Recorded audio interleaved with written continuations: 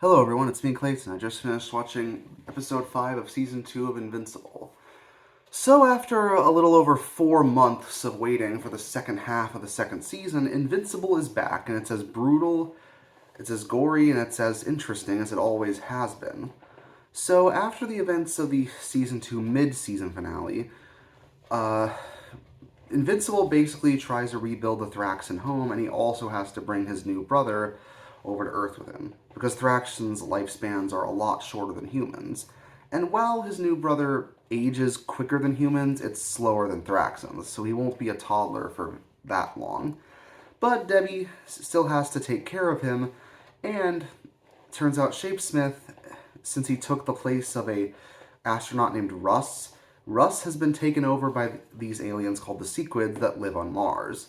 So now he's basically the hive mind for a bunch of secret aliens who could threaten Earth's survival as they know it. So the Guardians of the Globe have to head over to Mars in order to fight the Sequids and to eliminate Russ, with Shapesmith's help, considering he's the only source of information that they have. And on top of that, the Lizard League has now become far stronger, thanks to that subplot that occurred in this first half of the second season. And King Lizard is going to launch a full-scale assault on a base that apparently has nuclear missiles. So Rexplode, Shrinking Ray, and Duplicate head over there to stop them.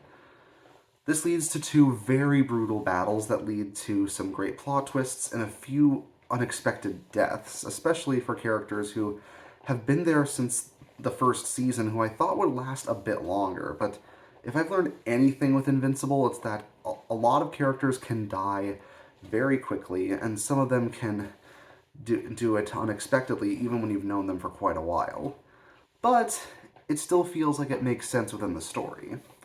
And on top of that, there's a lot of great conversations between Invincible with his girlfriend Amber, his mom Debbie, Cecil, about everything that's gone on throughout the show at this point, especially in the few months that he's hasn't been there, since naturally a lot has happened on Earth since he's been rebuilding the Thraxans' home. On top of that, it appears that Rexplode has gotten through some character development. I didn't really like his character in the first season, but that's pretty much expected at this point. You're not supposed to like him. I just generally thought that he would never get any character development and he'd just be a total jackass throughout the whole series' run. But turns out he ends up being uh, quite a good factor here. He gives Adam Eve a pep talk. He actually goes through arguably the most traumatic moment he's been through so far in the series.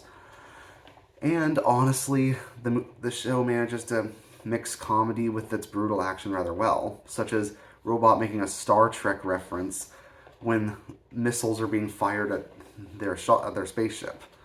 It's generally the kind of humor that doesn't usually work, but it doesn't feel like Marvel humor. It feels like something that these characters would actually say in the situation.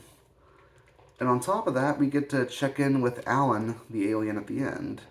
And turns out that Peter Cullen voiced Thetis was hiding a bit more than we thought. So yeah, it certainly is a good return for Invincible with all the different plot elements coming in. And the animation, while a little iffy in certain spots, is absolutely on point during the action. It's how I expect Invincible to look at this point. So I'm just looking forward to what the rest of the season will bring us, and honestly, this gets my hopes up quite high. See you next time.